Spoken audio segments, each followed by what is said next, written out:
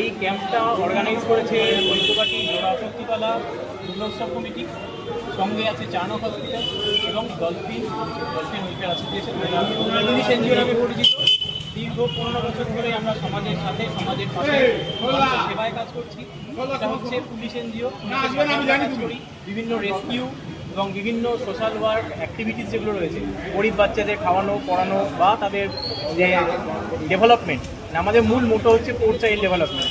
এটা হচ্ছে শেওড়াফুলির একটা এনজিও, ঠিক আছে।